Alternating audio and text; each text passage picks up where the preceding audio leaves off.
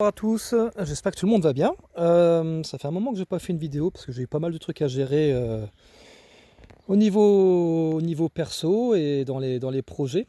Faut le temps des fois que ça se mette en place. Comme je vous le disais, j'aime bien quand les choses sont concrètes. Et donc la conférence débat, la première que j'avais prévue, a pris un petit peu de temps, mais c'est normal. C'est normal parce que je voulais apporter des solutions directement en fait. Et du coup, je voulais avoir mon terrain pour justement apporter du concret. Ce qui est le cas, enfin plus ou moins le cas aujourd'hui, qui est en train de se finaliser. Donc je voulais cette petite vidéo pour deux choses. Premièrement, faire un bilan sur l'année écoulée et faire un petit tour du potager. Là, on est tout début janvier, le 4 janvier, je crois. Et j'avais fait une vidéo sur le début juin ou mi-juin par rapport au potager. Donc je pense que c'est bien aussi de voir quand c'est pas du tout la bonne période, de voir ce qu'il en est. Il faut savoir qu'aujourd'hui, je me nourris encore de mon potager. Alors ce qui reste du potager, on est bien d'accord, je suis dans le Morvan, donc on a eu plusieurs fois du -10. Donc le -10 forcément, là vous voyez par exemple, c'est le reste d'une courge. Donc voilà, là du coup ce qui s'est passé c'est gratté. Pourquoi? Parce que les poules, les poules ont un petit peu envahi le potager à un moment. Donc bon, il y a, comme je vous disais la dernière fois, il y a toujours des échecs, enfin des échecs, c'est pas un échec, mais il faudrait mieux que je surveille mes poules pour l'occasion. Et le -10 c'est tout à fait normal, mais donc du coup il y a les choses là aujourd'hui sont complètement endormies ou mortes, etc. Donc vous voyez que là par exemple par rapport à la mélisse, il reste des petites choses. Le thym, je peux toujours avoir du thym là qui est là, du romarin derrière aussi. Il reste des poireaux là que l'on voit, c'est-à-dire que là même en plein hiver, plein hiver froid, très froid, ben, on peut quand même avoir des petites choses, hein. Ça se voit pas forcément, c'est vraiment un potager qui semble mort, mais regardez là par exemple ici, on a la belle mâche qui a poussé toute seule, celle-là. Là j'ai encore des beaux navets que je peux récolter. Sur une partie, alors pas cette partie-là, mais cette partie-là par exemple, j'ai laissé encore les pommes de terre dans le sol. Pourquoi? Parce que les pommes de terre, on peut les récolter. Alors celles qui sont vraiment à la surface vont être gelées, mais celles qui sont un petit peu en dessous, je peux les récolter plus tard, parce qu'autrement, évidemment, il me reste quelques pommes de terre de cet été, mais qui montent en graines, quoi, depuis, je les ai récupérées fin juillet, je crois, qui montent en graines. Faut savoir qu'il y a encore un petit peu de salade. Là, les feuilles, ici, là, c'est de la salade. Donc, vous voyez, il y a encore de quoi manger. Et là, à l'heure actuelle, ça représente à peu près la moitié de ma nourriture. Donc vous voyez là les poireaux encore, il me reste ce que l'on voit ici. Bon là les feuilles font la tête, mais ça c'est de la poirée encore, donc j'ai encore quelques feuilles de poirée. Ça c'est de l'origan. De temps en temps je trouve, c'est les restes des brocolis, je trouve quelques petites branches de brocolis encore mangeables. Tiens, comme ici par exemple, bon ils font la tête hein, bien évidemment, mais de temps en temps il y a une petite feuille par-ci par-là. Encore en vie. Donc voilà les navets encore, plusieurs types de navets. Les choux aussi, j'ai quelques choux encore que j'avais plantés au mois d'août. Il me reste aussi quelques carottes. Je ne les ai pas récoltées de suite les carottes. Alors là, vous voyez, elles font la tête, mais elles sont encore mangeables les carottes. Donc je vais en chercher quelques-unes de temps en temps. Les poules, bien évidemment, qui donnent toujours des œufs.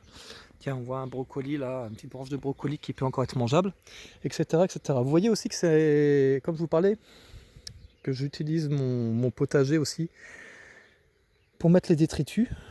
Et ben du coup les détritus sont mis là et donc ils seront recouverts. Donc là c'est pas très joli bien évidemment, mais ils seront recouverts avec la pousse des plantes au fur et à mesure. Évidemment, il y a un moment quand même, il faudra que j'enlève tout ce qui a poussé que je ne veux pas, parce que là il y en a quand même beaucoup vu que j'ai laissé pousser. Mais il faut savoir par rapport à ce que je vous avais montré au mois de juin, je suis parti il y a un mois, tout le mois de juillet, en pleine canicule. Et j'ai laissé donc le jardin sans personne pour s'en occuper, autrement dit sans une goutte d'eau. Alors comme je vous l'avais dit, j'arrosais quasiment pas. Et bien là du coup j'ai pas du tout arrosé pendant la canicule. Et il faut savoir que tout a survécu. Alors attention, j'ai pas eu de production, hein, parce que ça manquait vraiment de nourriture. Par exemple les tomates, j'ai quasiment pas eu de tomates cette année parce que elles sont pas mortes, mais franchement toutes les fleurs sont mortes elles au fur et à mesure, pas le pied mais les fleurs. Et donc j'ai quasiment pas eu de tomates sauf en fin de saison en fait, parce que ça n'avait pas fait son cycle. Mais le fait d'avoir tout comme ça mélangés, comme je vous ai dit, de mélanger. Là, il y avait les pommes de terre avec d'autres choses. Il y avait les pois mange-tout à cette époque-là, etc.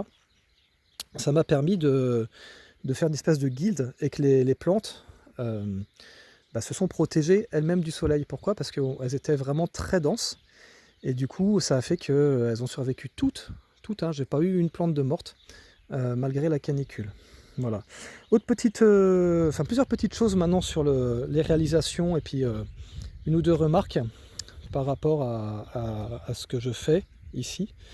Donc comme je vous le disais, le projet concret est en train de se développer et je voulais donc attendre, moi, d'avoir quelque chose de tangible pour proposer des conférences débats. Donc c'est en train de se mettre en place.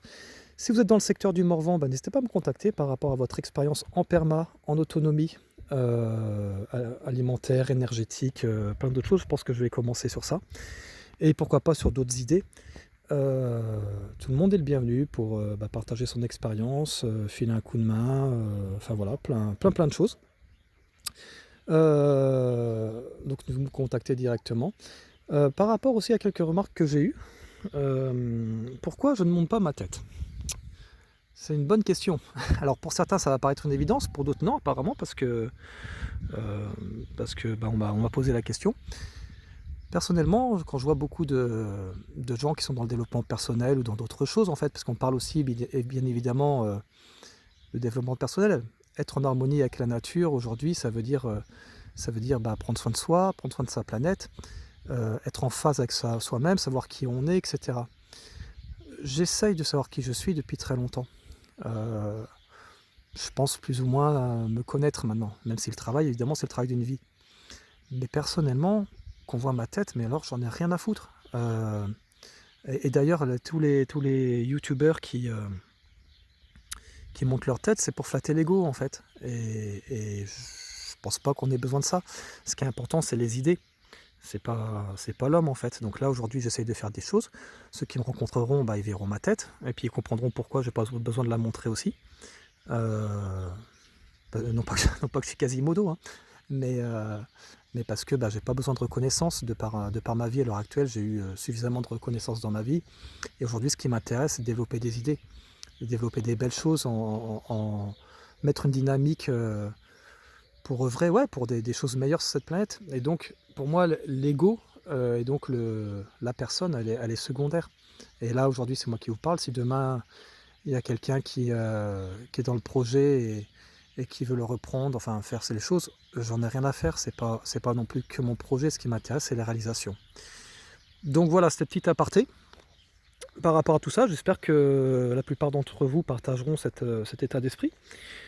Et si vous aimez ce que je fais, n'hésitez pas justement aussi quand même à partager, parce que les idées c'est important et je pense que c'est en étant nombreux et solidaires qu'on peut faire des choses. Donc voilà. N'hésitez pas à me contacter si vous avez besoin d'informations, et je ne me cache pas non plus, il n'y a aucun problème.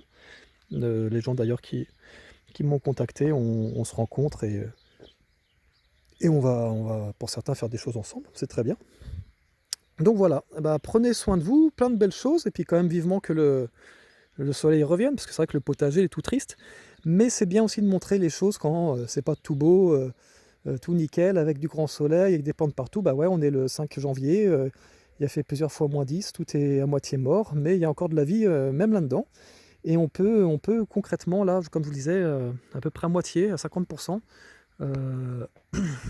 se nourrir de son potager, même l'hiver, en plein hiver, même dans des régions froides. Et là, du coup, avec le projet que je mets en place, d'ailleurs, tiens, c'est très bien que je vous parle de ça. Je suis en mode impro, il n'y a pas de souci. Il y aura dans mon projet, je récupère du coup 4 hectares. 4 hectares et une bâtisse. Et du coup, pour ceux qui souhaitent, il y aura mise à disposition, voilà un exemple concret de ce que je voulais faire. Il y aura mise à disposition d'une parcelle d'à peu près 1 hectare pour tous les gens qui veulent faire leur expérience, cultiver, plantes aromatiques, médicinales, évidemment en mode potagère, enfin en mode légumes ou autre, gratuitement. Donc voilà, ça c'est une réalisation concrète que je voulais apporter, mettre en place et proposer. Donc voilà, puis après, toutes les idées sont les bienvenues. Allez, à bientôt, prenez soin de vous et à très vite pour de plein de belles choses. Au revoir tout le monde.